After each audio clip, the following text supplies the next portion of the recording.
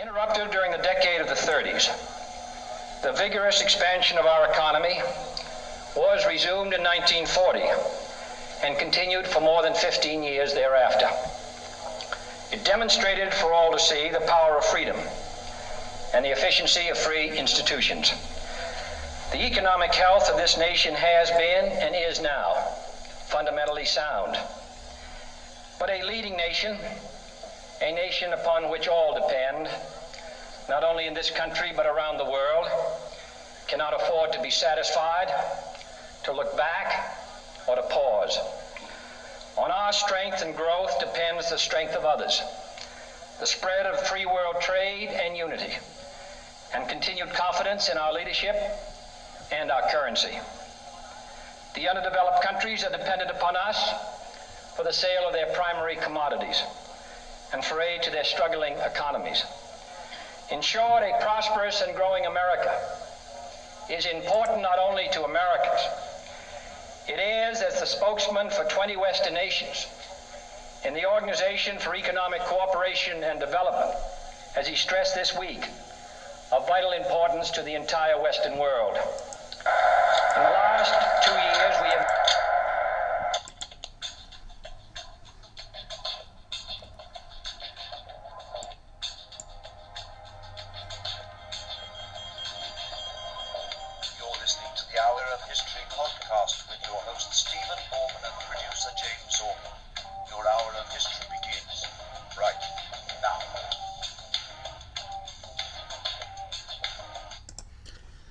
I know you all missed that dramatic opening sequence last week with the theme music that I usually have, but it's back. So welcome to Week 4, Economic and Social Actions Towards Equality of World Affairs, Summer 2017. That was John F. Kennedy, former President of the United States. He just would have been, yesterday, 100 years old. He was born in 1917. And one of our professors at Temple University, in fact, is working at curating his house where he grew up, his childhood home in Brookline, Massachusetts. So that's a national park, and it's now open. You can go visit, see where JFK grew up. So today we're talking about the economy. And that was John F. Kennedy saying when he was president to this, it was called the Economy Club, to which he was speaking in New York City. And he was saying to them that the United States recovered out of the Depression in the 30s, through the 40s, and into this economic golden era that really made them the leaders of the Western world. And he talked about the OECD. That was one of the groups in which the United States could assert its world leadership in economic affairs. So today and for the following week, we're going to be talking about the economy. What the economy is money. It's the way money is traded, the way people exchange goods for money. You know, there's a famous saying that money is round because it's supposed to keep rolling. You know, coins used to be round, and even though Congress has said that they may get rid of the penny, watch out.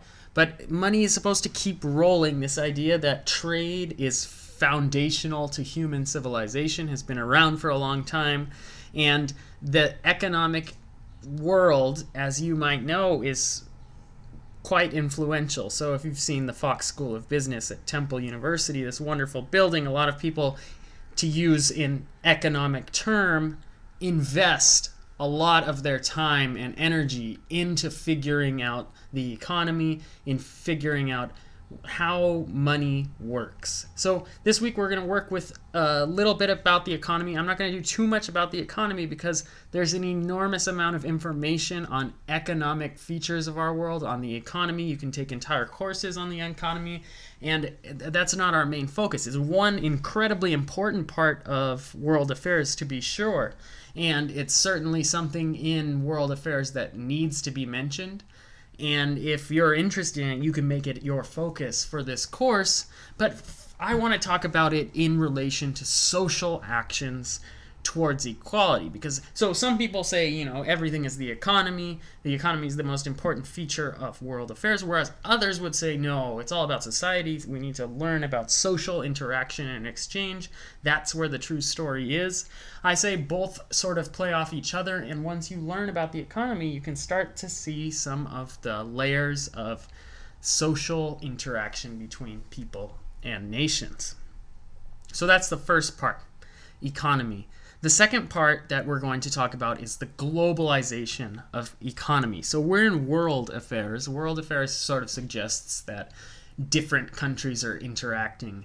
But global affairs would suggest that there's more than countries. There's people going across borders. There's the environment is certainly a part of this. But the best sort of definition I have from globalization is it was written by David Held. He's a professor of political science at the London School of, would you believe it, Economics, LSE, London School of Economics. It's a fantastic school with political science, with history. They've got all the schools you would expect at a college. It's called the London School of Economics, though, and they've got some really great podcasts online if you want to search for that as an additional resource. But anyway, David Held says globalization may be thought of as a process which embodies a transformation in the spatial organization of social relations and transactions, assessed in terms of their intensity, extensity, velocity, and impact, generating transcontinental or interregional flows and networks of activity, interaction, and the exercise of power. Whew. Now, if you wrote one of those sentences on one of your papers, I'm sure you and your peers and maybe I would comment, wow, that's a really long sentence. It's probably better as 3 sentences. So we're going to break it down, but I still really like it, even though it's a bit wordy. It's pretty good.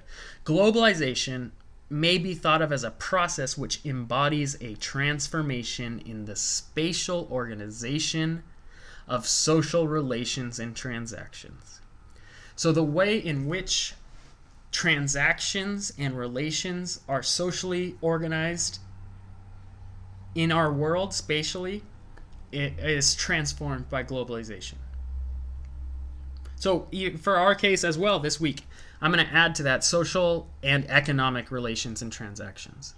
Because in economic globalization, like social globalization, there's this process of transformation in which these things are changed.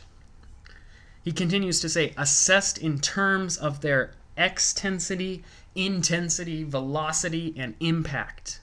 So you can say, how big are these social relations and transactions changing? Well, let's look at how intense they are, how extensive, how much the impact is when they leave the country. What is the velocity? How fast are they going out of the country? And what is the impact when it hits the new country? What is the change that's being made? And I say country just because it's a good term of reference, but that really this could mean anything, a company, group of people. So assessed in terms of their extensity, intensity, velocity, and impact, generating transcontinental or interregional flows and networks of activity, interaction, and exercise of power. So transcontinental, across the country, interregional, across the region. So we can go from Asia to Africa, we can go from New York to Los Angeles, and these networks of activity, interaction, and exercise of power, that's part of globalization. So let's take one by one. What's an activity that goes transcontinentally? You might say something like the terrible nuclear disaster that happened in Fukushima in Japan just years ago. That was a huge activity. It was a nuclear activity, a chemical activity that had an enormous impact of social relations and transactions, because that was a water-cooled plant, and people were starting to consider, if I buy a water-based drink or tuna or some kind of food from Japan, is that tainted by the nuclear activity? Is the environment tainted for, they were finding things with high radioactive materials as far as Washington, the coast of Washington state in the United States, that had come from Japan. So that's activity going transcontinentally. Interaction. Now, if you're watching the NHL playoffs, this is easy to see globalization interaction because on the Nashville Predators, Pekka Rinne, the goalie, he's from Finland, right? So he's playing on a team in the American South, the Nashville Predators. He's playing hockey, which is a British game that the Canadians adopted and have made big in the NHL, in American League, in Tennessee, Nashville, the U.S. South. So enormous amount of interaction of social relations. Pekka Rinne, this Finnish goaltender from Europe, is bringing his traditions and interacting with traditions from the US, Canada, and Great Britain. And then the exercise of power. You've read, unfortunately, a lot about war in the last couple weeks, and the exercise of power, or certainly lack thereof, the non-exercise of power, also contributes to this sort of reorganization of global norms. So that can be viewed as the Soviet Union breaking up. So that's an exercise of power by the individual nations within the Soviet Union who are declaring their independence. So that's what economic globalization is. If you take that globalization where things are going across borders, ideas, activities, networks of interaction with different velocities, and they're creating a new economy of the world. So like we've done in the past, I like to start a little farther back, get a historical context. Where did this economic globalization come from? This image here is the beautiful town of Bretton Woods, New Hampshire. And between the 1st and 22nd of July, 1944, right when the United Nations was first being formed and drawn up, the world, and I mean the Western world, got together to discuss the new economic foundations of the future. So just like they were discussing how are we going to get through this decolonization, how are we going to get through this post-World War II period, they're also starting to say, how do we avoid this disaster that we had World War I, World War II? And like I said, a lot of people put a lot of investment in the economy. A lot of people say the economy is incredibly important. So the Western nations, the European nations that are fighting with the United States, come together at this conference, the United Nations Monetary and Financial Conference, for which they will decide the foundations of the economically globalized world in which we all live in now. So there's three important things. There's a lot of important things that are created in Bretton Woods. It's a nice resort town. You can see it kind of looks like a hotel. What it used to be is people who would have trouble breathing and allergies that lived in the cities. This is back in the turn of the 20th century, would go vacation in these New Hampshire towns because the airs were better, they would say, in the far reaches of the United States. Science disproved a lot of that, but it was still a nice retreat house. Anyway, Bretton Woods, this is where these three important events, new creations are made. One is the International Monetary Fund. One is the International Bank for Reconstruction and Development, and another is the General Agreement on Tariffs and Trade. So first, the International Monetary Fund, the IMF, their job is to administer international monetary system.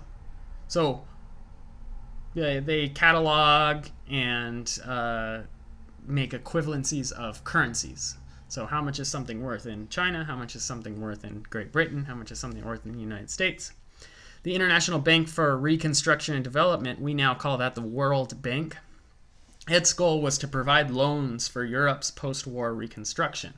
So instead of after World War I, where Germany was heavily taxed and they made Germany pay an enormous amount of money that Germany couldn't actually pay, now the World Bank's job is to provide loans so eventually these countries that were defeated can get on their feet again. Now, these are the two buildings the image is shown, and you might guess, with the USA in the driver's seat and the conference taking in Bretton Woods, similar to the United Nations headquarters being in New York City, These are both located in Washington, D.C. Eventually, one of them, the World Trade Organization, which replaces the General Agreement of Tariffs and Trade, is moved to Geneva, Switzerland. So it's a little bit more spread out globally, but you can still see who the powerful party is in this whole post-Second World War order. It's the United States. So the last one is the General Agreement on Tariffs and Trade, which enforces multilateral trade agreements. So these are the trade agreements that between countries that enable prices to rise and drop on certain commodities. Now, what this rolls out is what some have argued is the golden age of capitalism. And that's certainly true if you were born in the USA, you were a white male from a relatively wealthy family, and you had a job. Then times were great for you. You could get a job, and the world's golden age of capitalism worked right for you. You had a nice big house and a good family, high employment, welfare state, a promise that once you retired, you would be taken care of. Of course, if you were an African American and you couldn't vote, things were a little tougher. Not to mention if you were an African and you were still a member of a colonized state, or even worse, if you're in South Africa and your own state won't let you have any rights at all, like apartheid. So, golden age of capitalism, maybe for some people. Anyway, that whole system collapses either way in the 1970s, and the high employment fails, and the expansion of the welfare state turns out to be a pretty much empty process. That's in the 70s. Now, you can get into the details of that. Nixon does some crazy stuff with the economy, tries to save it, and that's a whole nother story for a different class.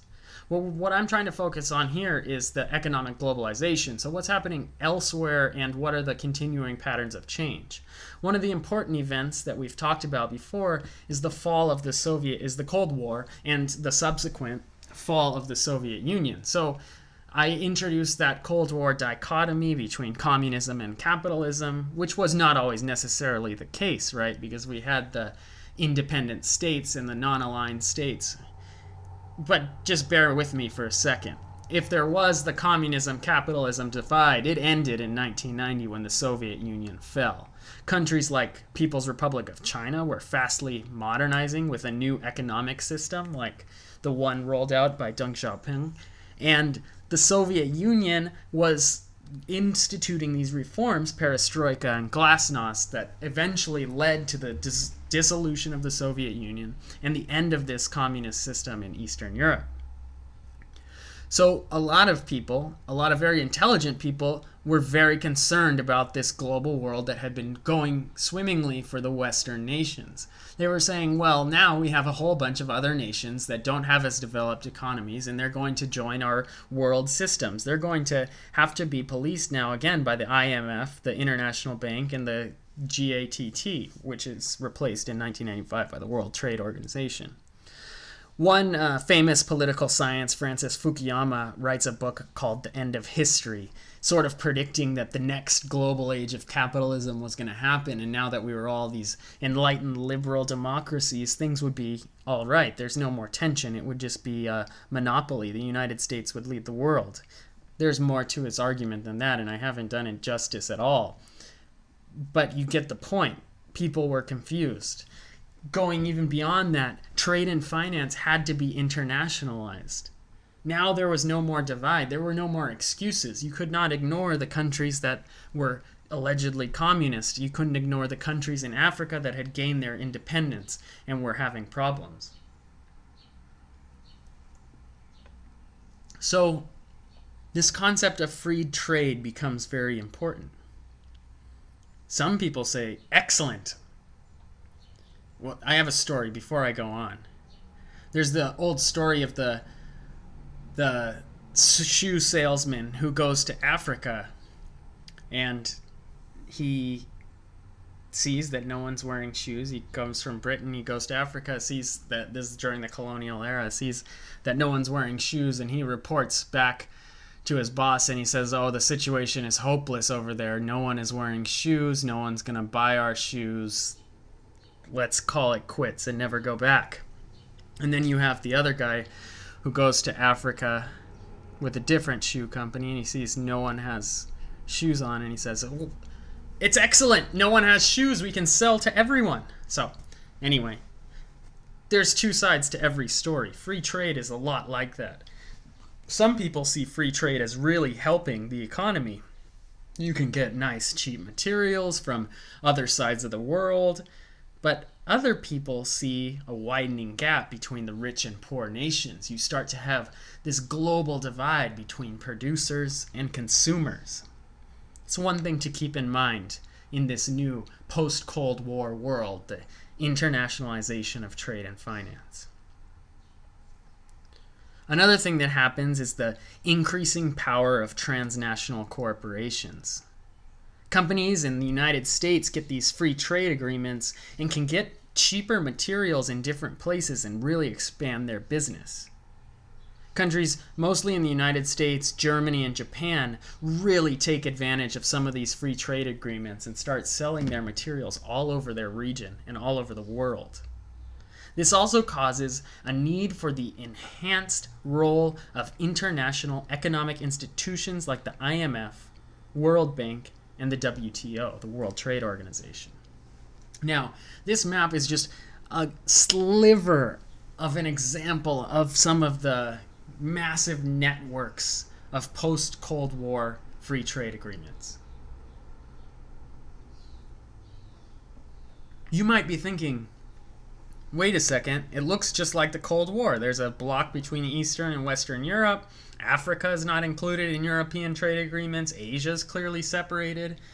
Yes, but this is not showing all the agreements, don't forget. And you also have countries like this, Turkey. Turkey, in the center of the Middle East right there, they have access to these former Soviet states.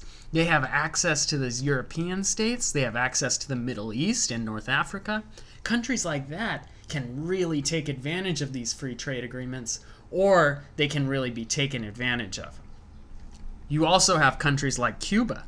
Cuba did not stop being communist when the Soviet Union fell, so you see they're not included in any of their regional agreements. Well, maybe with Mexico. So politics matters enormously, and that's why we can never separate the economic from the social or the political.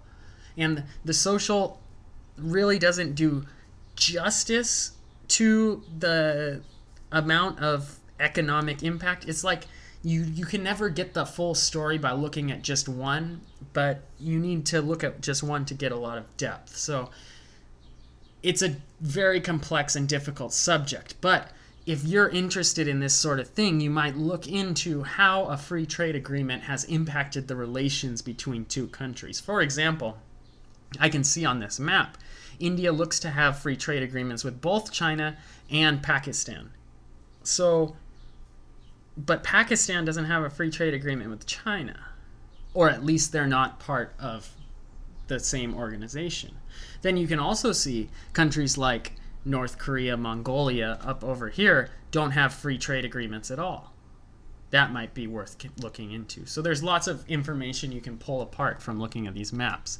Just have to start asking questions. So before I go on, I'm just going to give some examples of the things we've just talked about. Economics and global economics and most issues we talk about in history, that's the beautiful thing about history, is you can argue either side. There's two sides to every story, and it's all about providing the right evidence and making a good argument. So economics expert number one might say, save your money. That's the only way you're going to ever get rich. You got to save every penny you ever earn. Whereas economics expert number two might say, spend. Well, you need to buy your education. You need to invest in yourself. You need to buy a car, or you won't be able to earn as much money. You need to buy the skills that you need to learn to get a better job to get more money. So there's two sort of sides to everything. So maybe the save economics expert says, get your degree, get a job, then save. Maybe the spend person says, why ever stop? Just keep adding more skills. So there's two sides to every story. it's up to you to choose evidence and to make a compelling argument to support your side. Now I'll give you a case about a free trade agreement. This is the Broome case. Say you were a citizen of Pennsylvania in the 1950s, and you needed a broom to sweep off your patio or your porch. So you might go down to the local shop and buy a nice wooden handmade broom made in Lancaster, Pennsylvania. I don't know. Could be made anywhere. And it was probably made by a master carpenter who used local wood and who has been making brooms all his life. So you can bet that broom's going to last your whole life. But it was pretty expensive. I don't know about you, but I don't really want to spend a lot of money buying a broom. It's just going to be sweeping. Then a free trade agreement comes along, and the United States and Mexico make an agreement. They say, we're not going to tax brooms anymore. Mexico, you can send as many brooms as you want. No more tax. So an entrepreneur in Mexico opens up a broom factory. They don't use as good of wood, and the bristles aren't very good. They'll wear out after a couple uses, but they can make like 200 brooms in a couple minutes. So they send thousands of brooms to the United States. So you as the consumer in Pennsylvania, you're faced with a choice. You can buy this really cheap broom for $1, or you can buy a fine handcrafted local made broom for $50. What are you going to do? Are you going to buy one broom? You could buy 50 brooms. I mean, I'm pretty sure you're not going to go through 50 brooms, right? Maybe. I don't know how vigorously you sweep. But the point is that these brooms, this is a conflict, because that man who spent his whole life making brooms says, come on, it's a cheap broom. You don't want a cheap broom. That's my job. I make good brooms. But then consumers are saying, well, listen, your broom's good, but it's a broom. I mean, sometimes the rain does the same job for free. So these are things to think about, and things that people have certainly argued about. And it is very serious, because it's the social world that makes up these people's lives. This is jobs, and these are careers that people have, and they've invested trades, and that starts to disappear, and you have a serious problem in your social society. The other example to the right is the example of the Pennsylvania Railroad. It was a privately owned railroad in the United States in the first half of the 20th century that used to get people around Pennsylvania. But then that economic golden age sort of started to happen, and people stopped buying tickets on the Pennsylvania Railroad. Instead, they bought cars and they drove themselves on the new U.S. highways. It was faster, it was cheaper, and it was more comfortable to just drive in the car. So some politicians argued that it was a human right to have access to free transportation even if you couldn't afford a car. So the government took over Pennsylvania Railroad and formed an organization called SEPTA.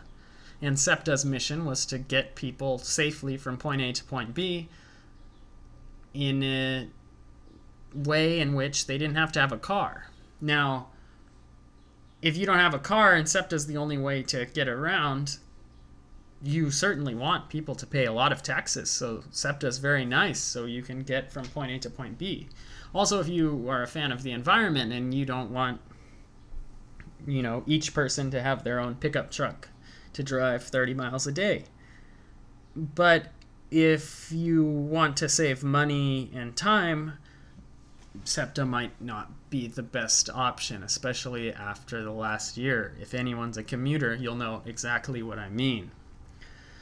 So, two sides to every issue, and you can take any issue from as small and insignificant as brooms to hamburgers and steaks to trains. Take any issue that you're interested in. I did it with hockey earlier in the episode.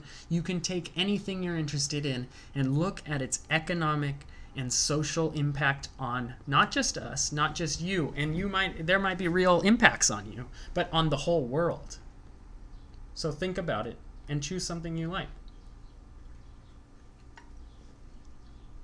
One of the results of the growth of this free trade and internationalization of trade and finance was the Asian financial crisis.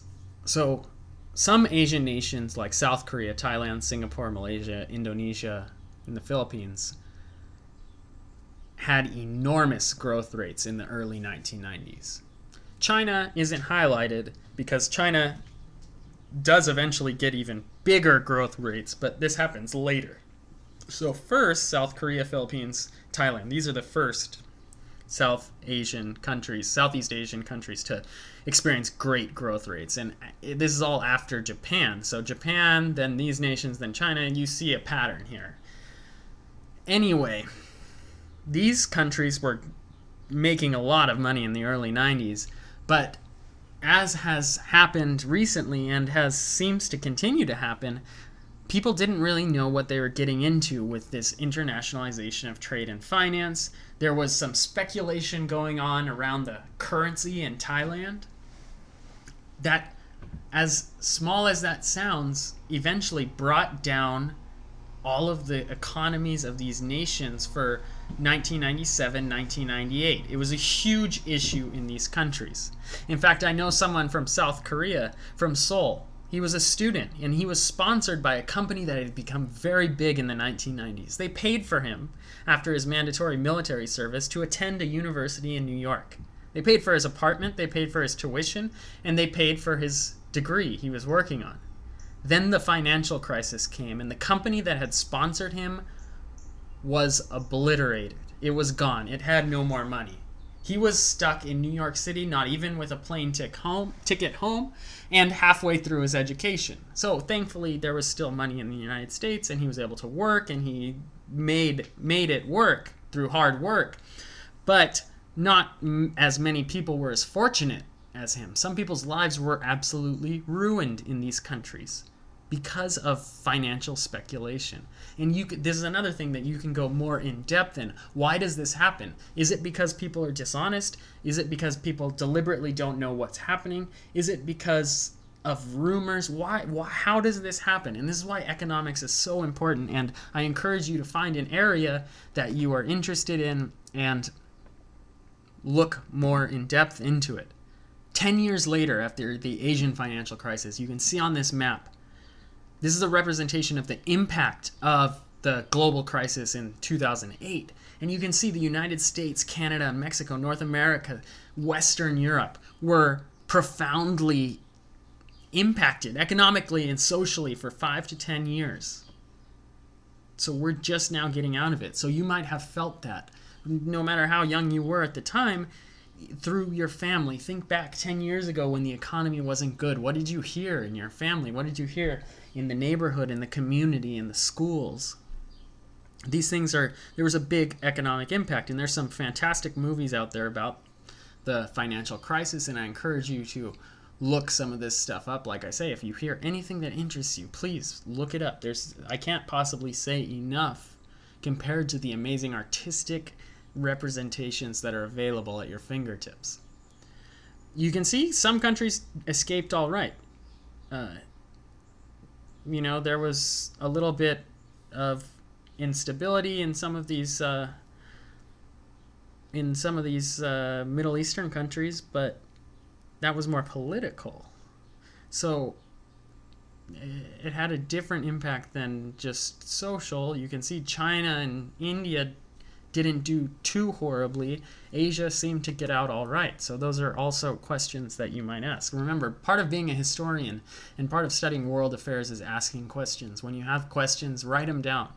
Write the questions down, and the questions that most interest you, you can look up. So before we start doing a study in maps, which by the way, I love maps. You can get so much information from maps. Even though these projections, as you might have learned in previous schools, don't show the accurate picture. Africa's much larger here than we actually give it credit for. Anyway, as you'll read in Kofi Annan's book, Chapter 6, I think, the economic chapter that you're reading this week, the UN decides to confront this changing global social situation with some goals. They're called the Millennium Development Goals. Their goals are to eradicate extreme poverty, give universal primary education to everyone, create gender equality and the empowerment of women, reduce child mortality, so make sure children live to be adults, improve maternal health, make sure mothers can have children and be healthy, combat HIV, AIDS, malaria, and other diseases, ensure environmental stability, and develop a global partnership for development. That's sort of that globalization of the economies. Now, you can be very critical of the UN right away, no problem, because we know what's sort of happened in the world. At the same time, global poverty and the situation that the UN is dealing with is sort of incomprehensibly big. I'm going to give you a couple statistics just to show what the UN was sort of dealing with. And most of this stuff is at least within 10 years of recent. So it's very hard to get global statistics. That's a whole nother subject of expertise. If you're good at math, you know how statistics works. And if you're not, you should really work on it because math is an important skill. Here they are. At least 80% of humanity lives on less than $10 a day. More than 80% of the world's population lives in countries where income gap is widening. The poorest 40% of the world's population accounts for 5% of global income. The richest 20% accounts for 3/4 of world's income. According to UNICEF, this is so United Nations for Children, 22,000 children die each day due to poverty. Some die quietly in villages far removed from cities. Some die more visible deaths. So some have these invisible existences that you just don't hear about them or see about them. Some are very visible and you'll see them on the news. 27 to 30% of all children in developing countries are underweight or stunted, most of which are in sub-Saharan Africa, so southern Africa. The goal of the Millennium Development Goals, one of the goals was to half the proportion of underweight children, so, get these children healthy. It's going to be missed by about 30 million children still. So the Millennium is now almost 20 years gone, and it's still 30 million children out. About 72 million children are not in school. So these are kids that just at any age don't go to school. I'm talking like primary school, so 6 to 10 years old. Nearly 1 billion people entered the Millennium unable to sign their name or read a book. HIV AIDS, about 40 million people have it and 3 million died because of it. That was back in 2004. And there's 500 million cases of malaria with 1 million fatalities. So anyway, these are terrible, terrible things that you could just go on and about. But the goal, at least, of the UN is to combat those. Those are social issues that the UN's trying to combat by figuring out economic solutions. So take a second to look at this population map.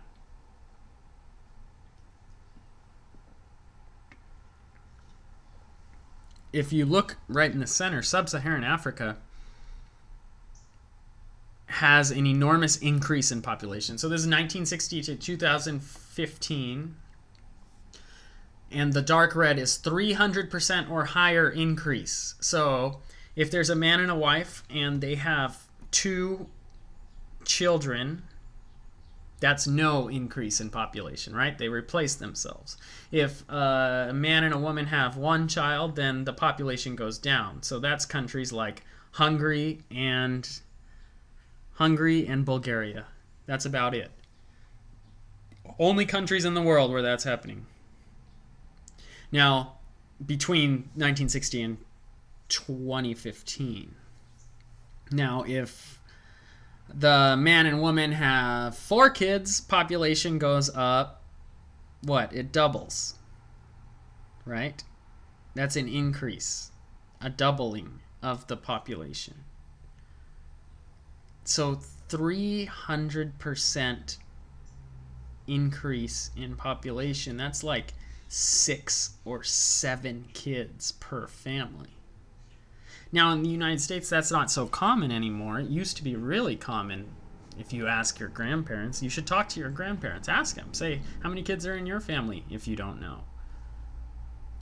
Now, it's not so common in the US, and you can see in the Western Europe, but in Africa, it's still very common. Does this contribute to some of the Millennium Development Goals? It could.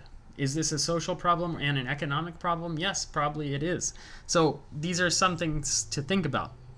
Population is a huge issue in the world. China knew that was going to be a problem, instituted a one-child policy that lasted for years, and you can see China's not in the red, whereas nearby Pakistan is having 300% growth or more.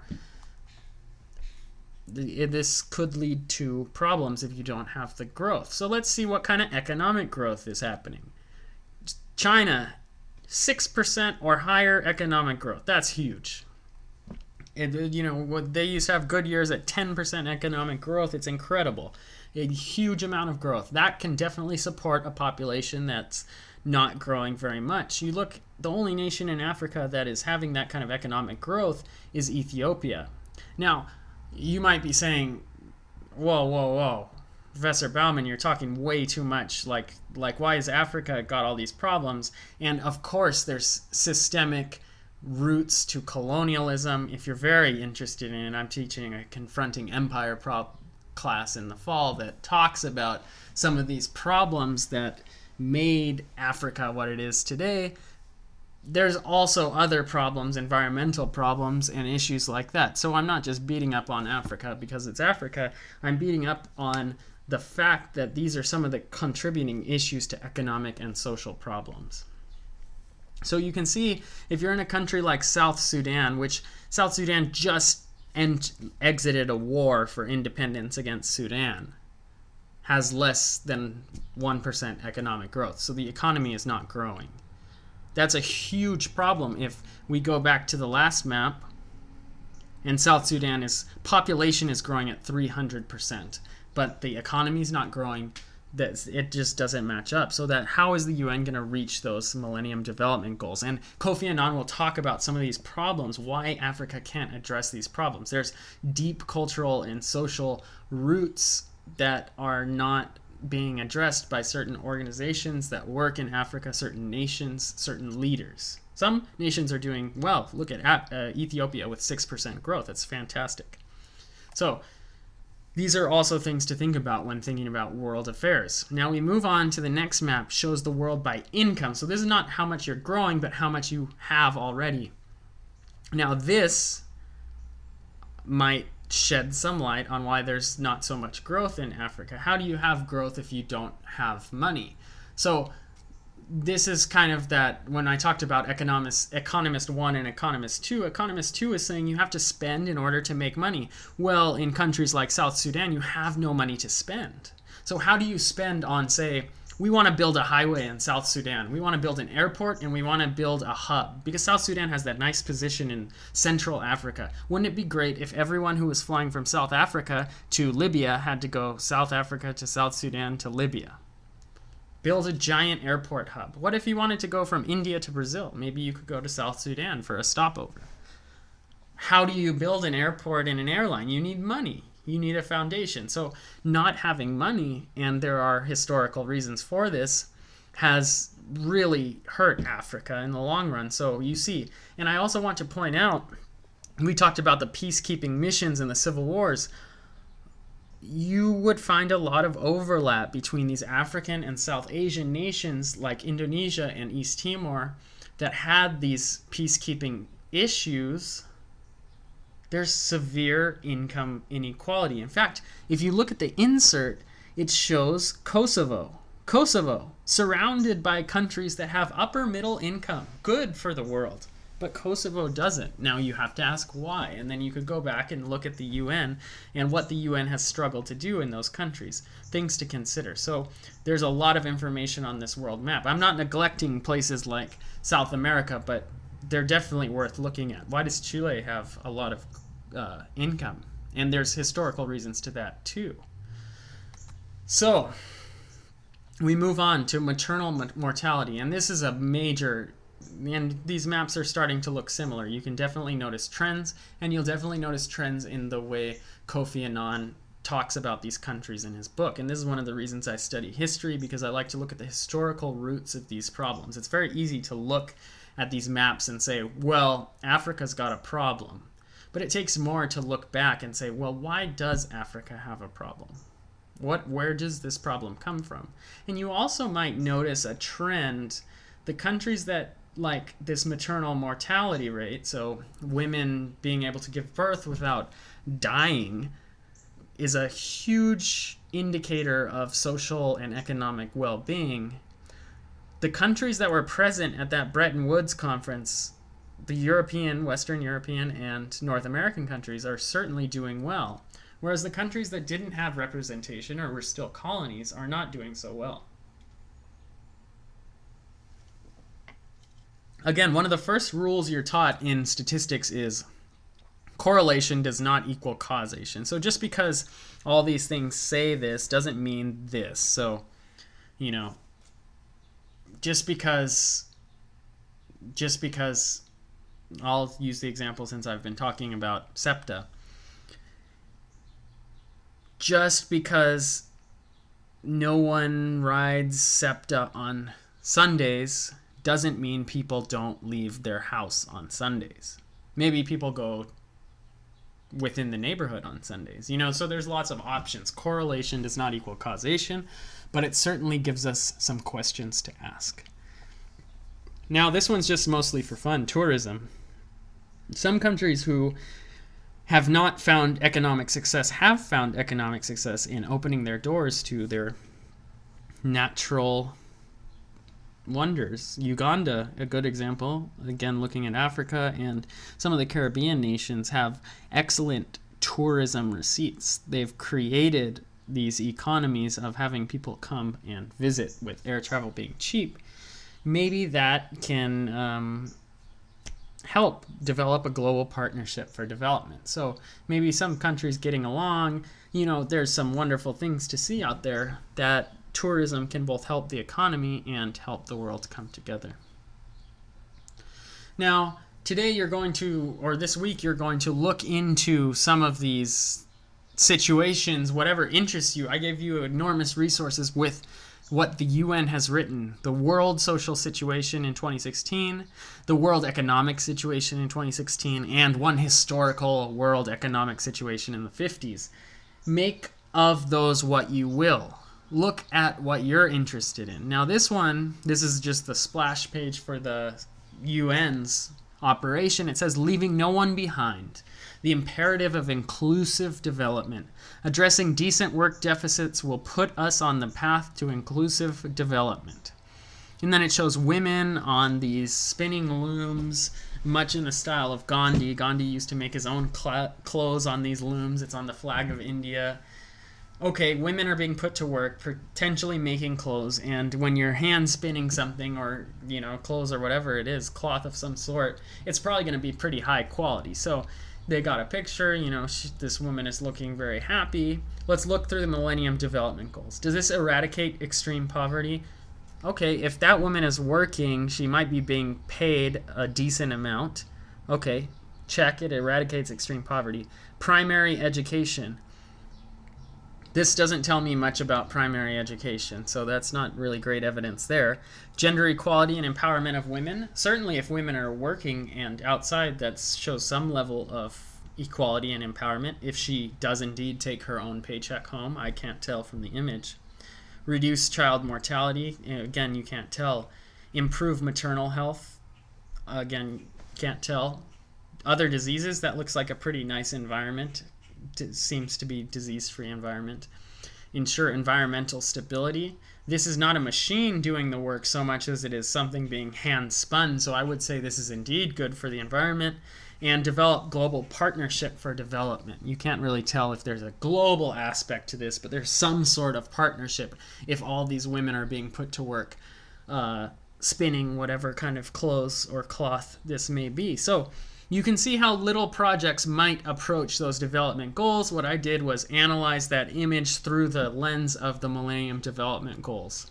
Of course, there's more than meets the eye with images, and I hope you match them up with text, but this is certainly something to consider. What are we doing? How are we consuming? And are we really leaving no one behind? Because as Kofi Annan says in the book, he says we are all responsible. And he asks, what are you doing?